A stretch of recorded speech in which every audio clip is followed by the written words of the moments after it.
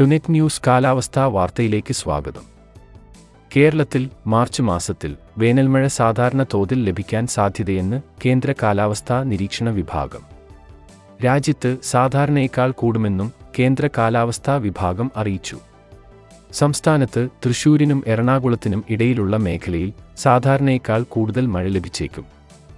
കോഴിക്കോട് ഒഴികെയുള്ള വടക്കൻ കേരളത്തിലെ ജില്ലകളിൽ വേനൽമഴ സാധാരണ തോതിൽ ലഭിക്കുമെന്നാണ് പ്രവചനം. തിരുവനന്തപുരം, കൊല്ലം ഒഴികെയുള്ള തെക്കൻ ജില്ലകളിലും മഴ സാധാരണ തോതിൽ ലഭിക്കാനാണ് സാധ്യത. തമിഴ്നാട്ടിലെ തെക്കൻ തീരത്തും ഉൾനാട്ടിലും വേനൽമഴ കുറയും.